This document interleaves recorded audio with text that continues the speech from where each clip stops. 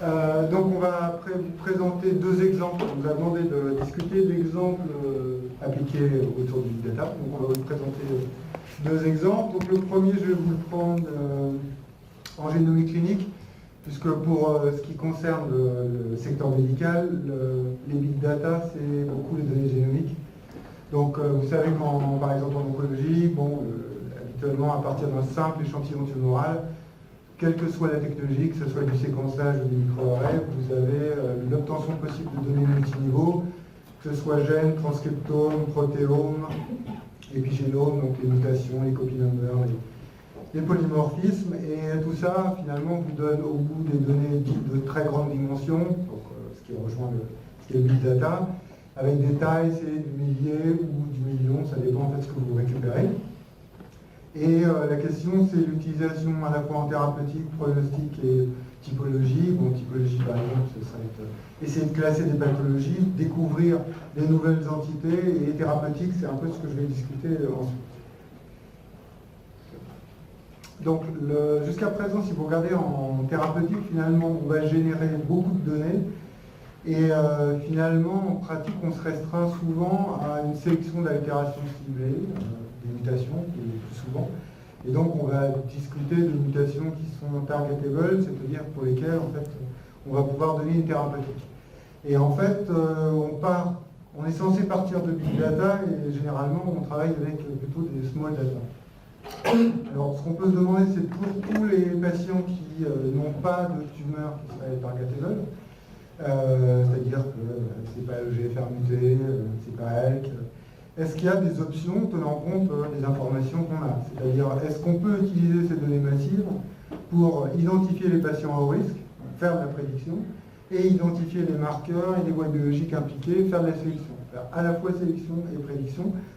Et on sait que pour faire de la sélection, on va se retrouver dans un cadre où on a un nombre d'interactions extrêmement élevé entre les marqueurs génomiques, puisque c'est constitutif des voies biologiques qui sont impliquées dans le processus tumoral. Donc, quand on a ça, on a vraiment des big data et les problèmes qui sont associés, et bon, tout ce qu'on a comme modèle classique n'est pas adapté, parce que si on prend pour le domaine de survie, c'est non adapté au domaine de grande dimension, avec des interactions d'ordre élevé, et puis en termes de prédiction, c'est assez mauvais. Donc, on doit se tourner vers des stratégies alternatives, en sachant qu'on peut travailler autour de stratégies de pénalisation, mais ça ne résout pas le problème des interactions d'ordre élevé. Donc on peut prendre d'autres stratégies qui sont maintenant dans le cadre du machine learning. Par exemple, des forêts aléatoires. Les forêts aléatoires, en fait, elles sont basées sur la base d'apprentissage, ça va être des arbres de régression, quelque chose qui est connu dans le milieu médical depuis assez longtemps. Puisque, en fait, l'objectif, c'est d'avoir, à partir d'une population, de construire une hiérarchie qui permettent en fait d'avoir des populations plus homogènes pour le critère qu'on recherche. Et donc ça va nous donner progressivement un arbre. Ça traite bien tout ce qui est grande dimension, et puis les interactions, ça les traite parfaitement. Le problème, c'est que c'est quelque chose qui est, en termes de prédiction, très instable.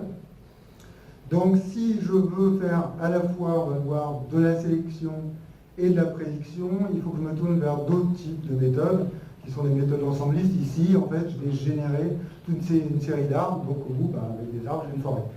Donc, le principe des forêts aléatoires, c'est ça va être générer des arbres à partir de sous-populations de ma population, qui vont être tirés, échantillonnés, et voir ce que je peux faire avec ces forêts. Donc, en pratique, ce que vous avez votre échantillon, vous allez tirer dedans, et puis à chaque fois, avec votre nouvel échantillon, vous allez construire un arbre, c'est-à-dire prendre votre premier groupe, essayer de trouver la variable qui discrimine le mieux les deux en deux groupes, qui a le plus grand pouvoir discriminant, et puis dans ces deux groupes, vous allez recommencer à trouver les variables qui discriminent, et ainsi de suite, jusqu'à avoir des groupes ou complètement homogènes, ou pour lesquels il reste très peu de sujets. Et vous allez faire ça de façon itérative et générer un ensemble quelconque d'une centaine, 200, 300 arbres, et puis à partir de ça, en fait, ce que vous allez pouvoir calculer pour chacun de ces arbres, c'est dans la feuille terminale, c'est-à-dire le groupe très homogène de sujets, va pouvoir vous donner une expression du risque cumulé, par exemple, donc à fortiori de la fonction de survie. Et donc, à partir de cet outil-là, vous pouvez faire deux choses. Vous pouvez l'utiliser pour prédire, avoir une prédiction individuelle pour un patient, un nouveau patient arrivant pour lequel on connaît l'ensemble de ces variables. Tout simplement, ce qu'on va prendre, c'est l'ensemble de ces variables, et puis on va regarder pour chaque arbre à quel niveau de la feuille terminale le patient arrive. À ce niveau de feuille terminale, vous avez une survie associée, et ce que vous allez faire, vous allez en fait globalement moyenner sur tous les arbres que vous avez. Donc en fait, avec ça, vous êtes capable d'obtenir une prédiction individuelle qui est d'excellente qualité. Et puis l'autre truc, c'est bon, okay, je vais avoir de la prédiction, c'est une chose intéressante. Maintenant, je veux peut-être avoir une information sur les variables qui sont importantes dans les arbres, et donc au sens général importantes dans les forêts. Et donc là, il y a toute une série de critères. Il y en a qui ont été développés, il y en a qui continuent d'être développés, qui vont vous donner en fait un moyen d'identifier les variables qui sont, les facteurs qui sont importants dans vos arbres, c'est-à-dire qui sont constitutifs des arbres que vous avez créés. Donc on a différents, je vais juste l'illustrer après, qui tiennent compte à la fois du pouvoir discriminant et puis dans certains cas du pouvoir également prédictif. Donc ça, c'est des techniques qui ont été, qui sont de plus en plus utilisées, pas encore totalement, de plus en plus développées, présentées dans la littérature, et dans certains cas pas encore vraiment implémentées en clinique, alors qu'elles peuvent l'être. Si je vous donne juste un exemple qui serait pratique, voilà, si je récupère des données qui proviennent de deux études qui portent sur des cancers du sein précoce, en fait c'est des patientes avec des tumeurs de petite taille, sans envahissement ganglionnaire, sans métastase.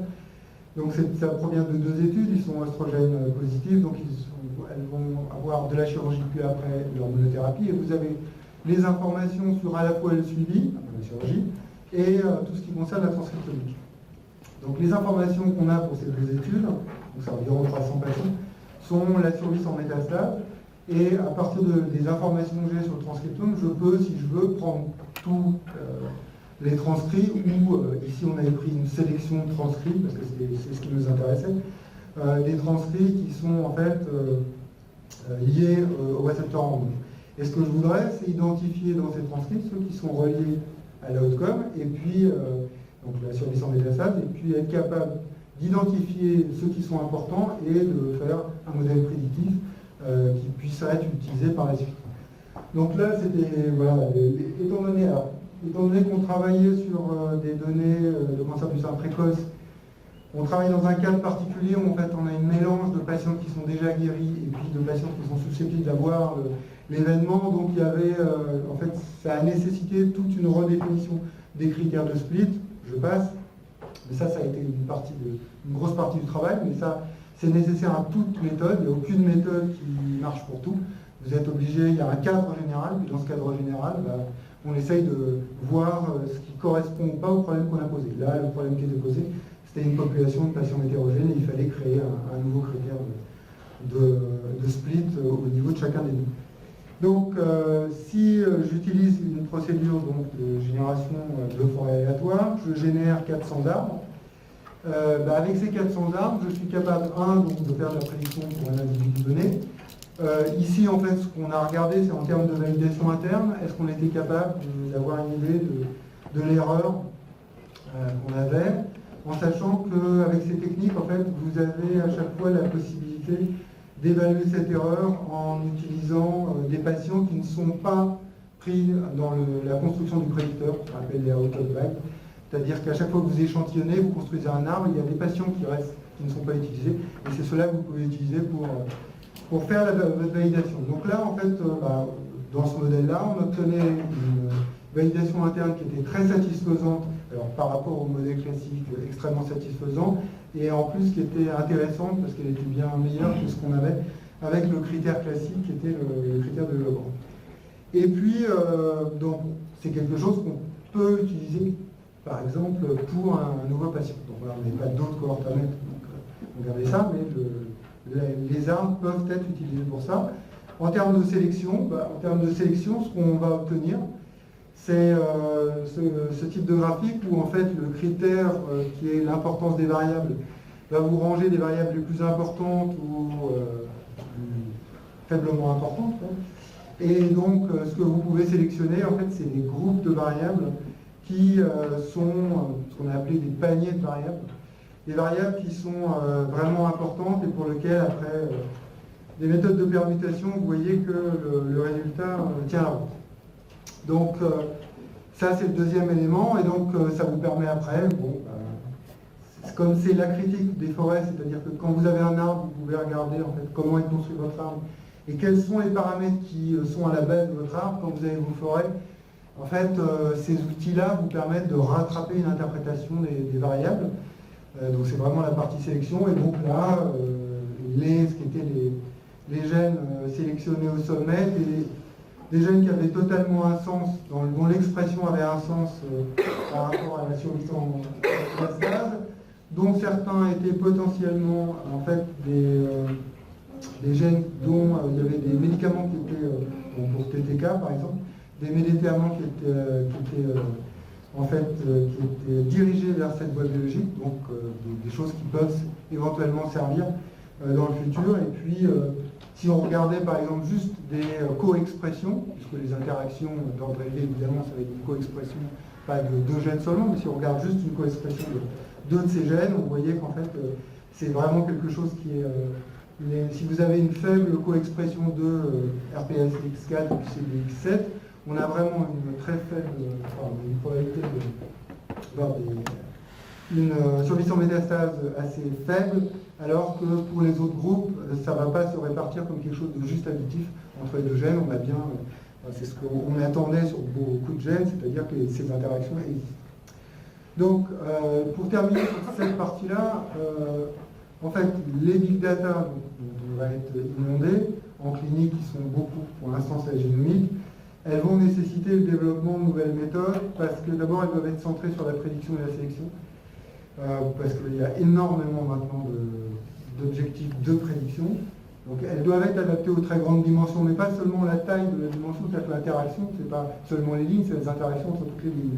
Donc, il faut des méthodes qui soient interprétables, parce que le problème de la boîte noire en clinique, je ne sais pas si vraiment c'est réaliste.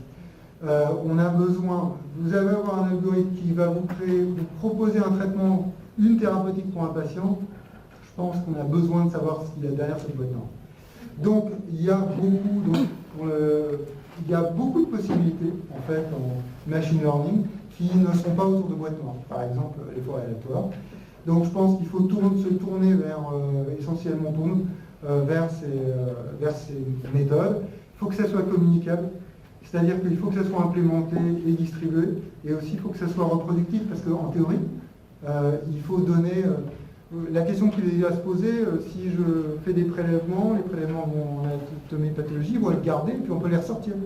Là, en théorie, vous allez donner un traitement, il serait justifiable que vous puissiez, dans 5 ans ou dans 3 mois, obtenir exactement les mêmes résultats, pour dire, ok, ce traitement a été donné en fonction de ça. Donc il y a une question aussi de reproductibilité dans ces méthodes-là. Puis il faut qu'elles soient évolutives et adaptées. Dernier truc, l'utilisation des big data, c'est pas seulement là pour créer ces algorithmes, ça nécessite de l'interdisciplinarité, à montrer précédemment, et puis nos enseignements, ils vont être complètement évoluer. Pendant longtemps, on a fait essentiellement en suivant les tests d'hypothèses. Là, il y a une demande sur la prédiction, et la prédiction n'est pas enseignée jusqu'à maintenant. Donc on a de quoi faire, hein, mais ça veut dire qu'on doit changer vraiment peut-être 80% de nos enseignements dans notre discipline. Voilà, donc ça c'est le premier exemple. Hervé ?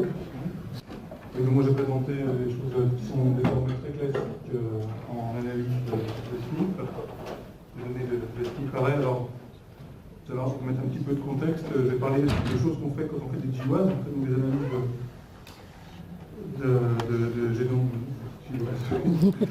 des analyses de données de génome entier. Donc, qu'est-ce que c'est que ces analyses? Donc, c'est arrivé quand on étudie la composante génétique des maladies humaines. On a développé des méthodes d'abord pour les maladies mendéliennes, donc typiquement l'analyse de liaison, ça marchait très bien. Et puis quand on s'est tourné vers les maladies complexes, donc les maladies d'immunité, les maladies du SIN, ou l'analyse des traits quantitatifs, par exemple la taille, le taux de cholestérol, etc., ça n'a pas marché.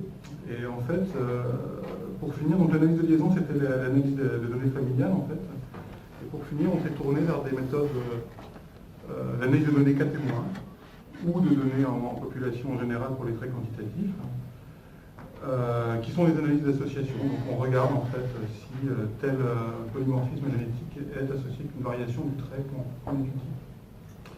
Et donc cette crise un peu des méthodes, cette crise méthodologique à laquelle je faisais allusion aussi dans le premier point là, est arrivée peu de temps avant l'apparition d'une technologie de génotypage massive, les SNP pareil, donc qui ont permis de changer complètement de manière d'étudier la composante génétique des traits qui nous intéressaient. Donc, on ne dirait pas plus sur les SNP pareil. Donc c'est quoi les SNP? J'ai utilisé SNP sans vous dire ce que c'était. C'est ça, c'est du polymorphisme d'un nucléotide, donc ça doit être clair.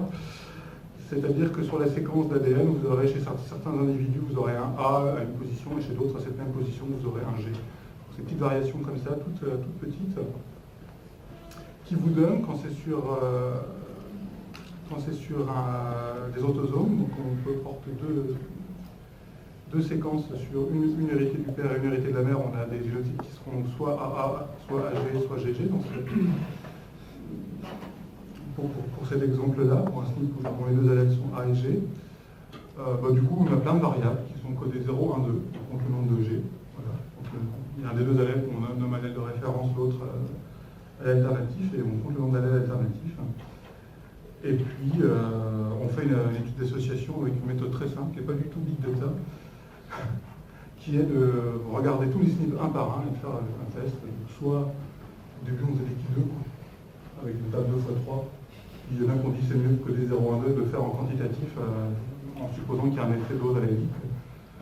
Sachant que ce n'est pas un modèle qu'on juge biologiquement forcément plausible, mais c'est un modèle sous lequel on construit un test suffisamment puissant, en fait, plus puissant peut-être que le test avec les trois modalités dans suffisamment de modèles pour que la perte de puissance qu'il a dans d'autres soit tolérable. Et puis un petit point important, c'est qu'on n'a pas besoin, quand on fait ça, donc on a nos centaines de milliers de SNP sur le génome, on n'est pas en train de dire ah oui, alors je vais à la pêche, effectivement, puis dedans il y en a un qui. Je vais avoir le SNP causal dedans. C'est pas du tout ce qu'on suppose dans ces études-là, on suppose qu'en fait, ils sont suffisamment corrélés, ces SNP, avec tout ce qui est dans leur voisinage immédiat sur le génome, ce qu'on appelle des positifs de liaison, pour refléter l'effet des polymorphismes causaux, quels qu'ils soient. Bon, mais alors comment on fait plein de SNP, de tests? On a un problème de tests multiples. Donc je vous signale qu'effectivement, il y a un standard de publication qui est qu'on est significatif quand P est plus petit que 5 fois 10 puissance moins 8. Et ce, indépendamment du nombre de SNP. Que vous en ayez 100 000 ou 1 million, vous prendrez 5 10 puissance moins 8. Et on considère qu'en fait que c'est pas une correction de bonne féronie, contrairement à ce qu'on pense souvent. C'est quelque chose qui cherche à tenir compte du fait qu'on ne fait pas des tests indépendants, puisque justement il y a des corrélations entre les polymorphismes qui sont voisins sur le génome, pour des raisons dans lesquelles je ne vais pas rentrer. Il faut venir suivre des cours de génétique, si vous voulez tout savoir. Bon, je reparlerai de 5 10 moins 8 un petit peu après. Alors je vous montre un peu ce que ça a donné. Alors en 2005, on avait un résultat ici. C'est le chromosome 1 ici. Alors c'était un petit GWAS. Ça a fait un science avec seulement 150 sujets. Je dis ça, c'est pas juste pour... c'est pas seulement anecdotique, c'est-à-dire qu'il y a un truc sociologique derrière, c'est que si aussi les gens se sont rués sur ces analyses-là, c'est que quand on est le premier à le faire, on fait un science. Aujourd'hui, vous faites 150 sujets, même si vous avez un OR de 7,4, c'est pas sûr que vous fassiez un science. Donc là, on a trouvé un très gros effet pour la dégénérescence maculaire liée à l'âge. Puis bon, alors du coup, ça s'est enchaîné. Alors je ne mets plus les pathologies. Bon. Voilà tous les hits qui ont été faits, les couleurs. Donc ça, c'est un truc qu'on trouve sur le GWAS, le GWAS référence du NIH. Je sais plus comment ça s'appelle. Chaque petite couleur correspond à une pathologie, enfin une classe de pathologie. On a trouvé plein avec, c'est pas des OR de 7,3 en général, c'est plutôt du 1,2 voire du 1,1 avec pas 150 sujets, plutôt des milliers, des dizaines, voire des dizaines de milliers de sujets, voire des méta-analyses de GWAS avec des centaines de milliers de sujets au total pour trouver des sujets, pour trouver identifier les effets de plus en plus petits, donc avec une retombée immédiate pour le patient, sans doute très discutable. Bon. Alors, ça pose un problème, tout ça, parce que, comme je vous ai dit, tu as des échantillons de plus en plus grands pour identifier des choses avec des effets de plus en plus faibles. Du coup, on recrute tous azimuts. On peut même pas recruter, alors on peut pas recruter dans un seul sens, on peut même pas recruter dans un seul pays, il faut recruter dans l'Europe entière, typiquement, ou faire des consortiums, etc. Et du coup, on n'a plus une population homogène. Et donc, il y a ce qu'on appelle une structure de population, ou le terme le plus épidémiologique, ce serait stratification de population, qui biaise les tests d'association. Et alors oui, c'est ça, les échantillons ont besoin d'être d'autant plus grandes que notre seuil de significativité, c'est 10-8. Donc, 10-8. Donc voilà, vraiment, il faut beaucoup de sujets pour atteindre le seuil de significativité quand les tailles sont modestes. Voilà pourquoi j'avais signalé ce 5-10-8. Donc voilà comment ça biaise. Imaginez que vous avez une population stratifiée avec des bonhommes bleus et des bonhommes blancs. Et puis ça, c'est un polymorphisme. Alors les deux allèles ici sont des grands A petit a ou des grands A grand G, c'est pas très grave. Imaginons que les bleus portent plutôt des grands A et les blancs portent plutôt des petits A. Et puis vos cas et témoins ne vont pas être recrutés de manière homogène. Dans les deux populations, vous avez plus de cas blancs que de témoins. En fait. Et donc, ça vous donne, si vous comparez la distribution des génotypes ici et ici, vous allez trouver un effet absolument gigantesque de ce SNP, de ce polymorphisme à deux allèles ici. Alors, ça peut être limité par les contrôles qualité, etc., mais on n'y arrivera pas. Et ça sera sur tout le génome, vous aurez du signal partout sur tout le génome. Ça devient absolument impossible de faire des tests. Donc vous allez me dire, oui, c'est facile, hein, on met en covariable la couleur du bonhomme, bleu ou blanc. Sauf qu'on n'a pas toujours, d'une part parce que justement, on recrute beaucoup de patients, donc c'est pas toujours la belle petite étude épidémiologique où on a fait remplir des questionnaires soigneusement pendant 1 heure à chacun. Quand on en veut 10 000, ça ne marche pas. Ils ne sont même pas forcément tous bien phénotypés d'ailleurs. Enfin, on n'a pas forcément... on a quand même pas mal de bruit forcément dans des données de cette taille.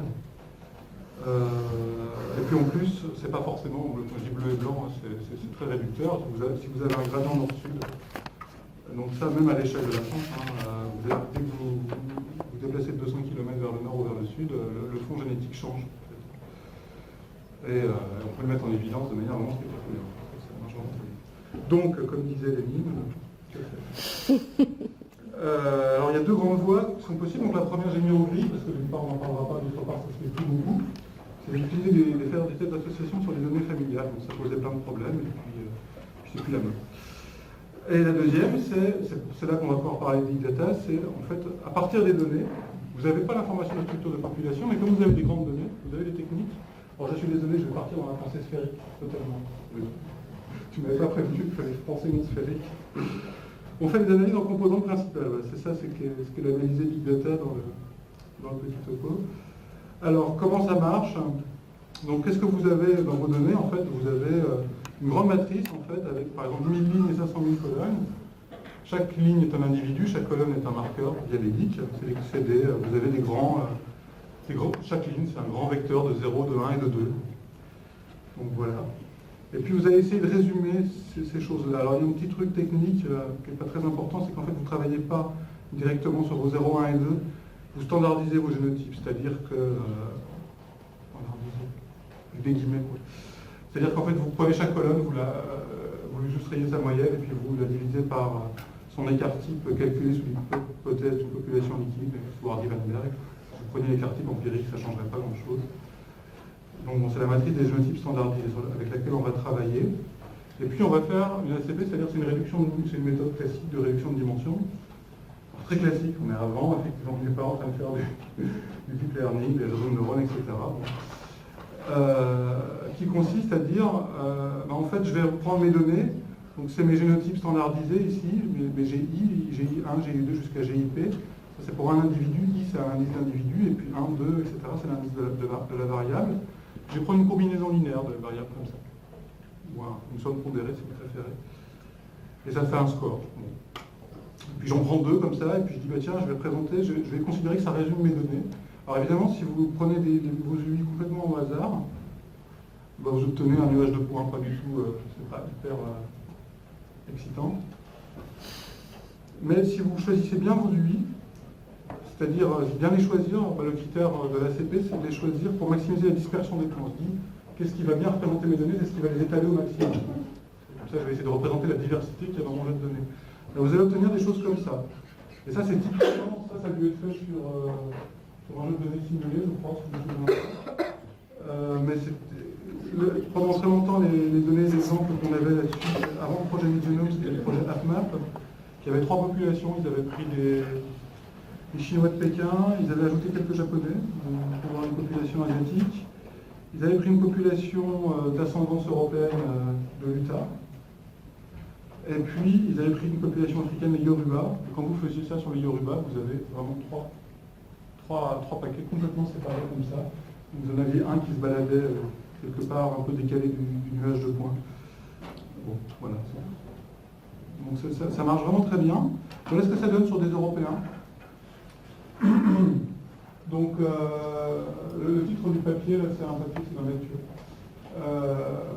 Le titre est explicite. Et effectivement, vous voyez, les Portugais sont là, les Espagnols sont là, les Français sont là, les Suisses sont là. Ici, vous avez les Italiens. Bon. Ça, c'est les Irlandais, en rouge, les Grands-Bretons ici, bref, etc. Les Suédois, les Finlandais, les Polonais et les Russes, la Lituanie, mais c'était pas nombreux, donc évidemment, ils n'ont pas pesé fort dans la détermination des axes, ils se retrouvent un peu très au nord. Bon, voilà, donc ça c'est une étude qui a été faite sur des gens qui avaient été sélectionnés sur la base on leur avait demandé est-ce que vos 4 grands-parents sont nés à moins de 200 km d'ici, et ceux qui avaient répondu oui, on les avait mis. Donc pour éviter ce que vous imaginez, si vous prenez un franco-italien, vous mettez entre les deux, un franco-finlandais, c'est pas très bien où il est. Bref, ça marche bien, ça marche quand même assez bien, quoi. Donc du coup, grâce à ça, on peut ajuster les études d'association très facilement. Donc ce qui est fait depuis une dizaine d'années de manière systématique, c'est d'intégrer donc des composantes principales pour ajuster le test, qu'on appelle ajuster. Donc on les met en covariable, donc dans un modèle linéaire comme ça, dans un modèle logistique comme ça, c'est les composantes principales, PC, puis on met notre SNP, qu'on peut tester, puis on obtient un petit P. Et puis on peut mettre des covariables épidémiologiques quand on en a, ou on met le sexe, des choses comme ça. Donc on en mettra une dizaine, une vingtaine, typiquement dans le modèle. Alors bon, bah voilà. Alors il y a plein de petits... Quand on fait ça, en fait, si on essaye de se lancer sur la base de ce que j'ai dit, on va tomber dans plein de pièges. Donc j'ai pas mis tous les pièges qu'on peut avoir, mais il y en a un qui est important, c'est qu'il ne faut pas prendre tout le génome en fait. Il faut commencer par faire du seaming ou pruning. Alors pruning c'est élagage et seaming c'est éclairci, c'est des termes de jardinage les deux. Seaming c'est quand on éclaircit, quand on a se met trop serré, quoi. Donc ça dit bien ce que ça veut dire, si on prend trop de SNPs, trop proches les uns des autres, on a un problème parce que vous allez avoir du déséquilibre de liaison, c'est-à-dire de la corrélation entre SNPs qui sont voisins sur le génome. Si vous avez une zone avec un déséquilibre de liaison important, si en plus dans cette zone vous avez un petit peu, votre puce de génotypage elle est un peu dense, vous allez avoir plein de variables qui seront très corrélées et c'est elles qui vont tirer les composantes principales à elle. Donc vous allez observer typiquement ce genre de choses, absolument spectaculaires. 3 paquets, oh la mince, j'avais 3 populations dans mes données. Bon, pas ça du tout. C'est les 3 génotypes en cette région-là, en fait. Alors ça, ce que j'ai représenté ici, c'est le génome, sur l'axe des X, et sur l'axe des Y, c'est les loadings, c'est-à-dire les poids. Les poids c'est les petits UI qui sont là, c'est les poids qu'on donne à chacun des gènes, à chacun des SNP, pardon, dans l'analyse. Oups. Et donc voilà ce que c'est un peu long à réagir quand on change de slide. Voilà ce que ça donne. Donc en fait, quasiment le génome n'intervient pas beaucoup dans son ensemble, il n'y a que cette région-là qui détermine complètement le truc. Et donc ça, c'est un truc sur le chromosome 17, c'est bien connu, il y a une inversion commune en population qui fait que vous avez deux grands haplotypes qui cohabitent, et en particulier l'haplotype le plus rare est très peu variable dans la population. Donc en fait, ce que vous observez ici, c'est 3 paquets, c'est les 3 génotypes dans cette région-là, enfin les 3 haplogroupes, enfin les 3 génotypes sur un truc dit allélique qui serait les 2 haplogroupes, si vous voulez, sur cette région. On ne parle pas d'haplogroupe, mais bref. Et une fois que vous avez fait l'opération d'éclaircissage, en fait, sur ces données-là, Voilà ce que vous obtenez en fait. Alors là, du coup, il faut toujours regarder les loadings. La morale du truc, c'est que vous avez plus ce phénomène ici, là. Ça prend des poids un petit peu partout sur le génome. Il n'y a pas de région qui sort brutalement, comme ça. Et puis, là, vous obtenez, visiblement, il y a une grosse population ici, il y a une autre population qui est assez différente ici, puis là, ça bat. Bon, il va falloir prendre des mesures. Soit on ne prend pas de mesures, on estime que nos méthodes de correction prennent ça en compte, soit on fait un contrôle qualité en enlevant pas mal de gens, ou on fait des analyses séparées, ou on essaie de comprendre d'où ça vient. Enfin bref, il faut réfléchir. Bon, il y a plein de choses, il y a plein de diagnostics aussi pour voir si ou non on est victime de stratification de population dans l'analyse d'association. Enfin bref. Alors, je vais juste finir sur un petit truc, le lien de ce qu'on fait là, de l'ACT avec quelque chose qu'on appelle la matrice des corrélations génomiques. En anglais, on appelle ça GRM, Genetic Relationship Matrix ou Kinship Matrix. Kinship, ça veut dire apparentement. C'est pas vrai apparentement, quoi, parce que c'est des gens qui ne sont pas considérés comme apparentés. Normalement, dans un GWAS, on n'a pas des apparentés proches. Donc si vous prenez en fait, alors le ZZ', là, oublié. Si vous prenez 1 sur P-1 fois GG', alors G, vous vous rappelez, c'était ma matrice de génotype standardisée. Donc là, je fais GG', je divise par P-1, j'ai encore un peu l'habitude de voir ce que j'ai fait. En fait, j'ai calculé une matrice de corrélation, tout simplement, de mes variables. Et en fait, si les individus sont apparentés, effectivement, vous avez une corrélation entre les allèles portés par les individus, quand vous les codez 0, 1, et puis là, quand vous codez les génotypes 0, 1, 2, en fait, vous aurez 2 fois cette corrélation. Donc en fait, cette matrice-là, elle peut s'interpréter comme une estimation de la matrice de terme général 2 fois le coefficient d'apparentement classique, alors qui vaut un cas entre parent-enfant ou un frère-sœur, quelque chose de classique de génétique des populations. Et donc, le lien avec l'ACP, c'est que ces composantes principales dont je parlais là, elles sont proportionnelles au vecteur propre de cette matrice. C'est pas forcément facile à interpréter comme ça, pourquoi les vecteurs propres de cette matrice sont importants. Donc en pratique, si vous avez dans une GWAS quelques individus apparentés dans votre données, vous les détectez très bien comme ça. Ça marche vraiment bien. Vous trouvez 0,49 ou 0,51 pour s'apparenter au premier degré, il n'y a aucun problème. C'est aussi un truc de contrôle qualité qu'il faut faire. Normalement, on veut au moins un des deux apparentés de chaque paire, on va enlever la paire en entier, ou alors si on ne le fait pas, il faut faire attention quand même à ce qu'on fait derrière quand on teste, réfléchir à comment ça impacte les tests. Et de nouveau, il y a quand même un problème, c'est que les premières composantes principales, ça va changer complètement leur allure. Et donc là, j'ai pas inclus de graphe, mais vous aurez un truc où vous aurez l'impression que la population est très homogène, sauf 2 individus qui sont partis sur le côté. Et en fait, c'est les 2 frères qui sont dans le truc, en fait, qui ont tiré complètement la variation à eux, parce qu'en fait, comme ils se ressemblent beaucoup sur certaines régions de leur génome, vous mettez du poids, des loadings importants sur les régions du génome où ils se ressemblent, du coup, ils vont complètement sortir du nuage de points des autres. Ça peut être extrêmement trompeur. Bon, voilà. Et puis pour finir, un petit lien avec le modèle mixte. C'est que, donc ça c'est le truc très à la mode maintenant, c'est de faire du modèle mixte, quand on fait une étude d'association ou autre chose d'ailleurs. C'est qu'en fait c'est la même chose que ce que je racontais là. Vous voyez, j'avais dit je mets les PC je rajoute les PC en covariable dans mon modèle. Sauf que je les mets toutes. S'il y a n individus, je peux en calculer n au total. Je les mets toutes en covariable.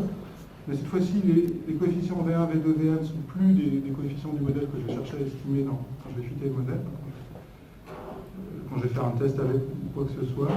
Ce sont des variables aléatoires qui sont supposés créer dans une loi normale. Alors ils sont indépendants les uns des autres. Dans une loi normale, une variance taux, et taux est le seul paramètre à estimer, ce qui permet donc d'inclure tout le monde sans avoir de surajustement. Et c'est ça donc qu'à la valeur, on peut le réécrire comme ça en fait, souvent on l'écrit comme ça, on dit en fait on rajoute un effet individuel oméga avec donc ça, là c'est des vecteurs en fait, ça c'est le vecteur de tous mes traits, tous mes phénotypes, et là c'est le vecteur de tous les effets génomiques individuels. Et on suppose que donc il y a une structure de covariance qui est entre ces omégas voilà, la variance de cet oméga en fait est proportionnelle à cette matrice K, à cette GRF. Bon, voilà, je vous ai mis une grosse donnée à la fin.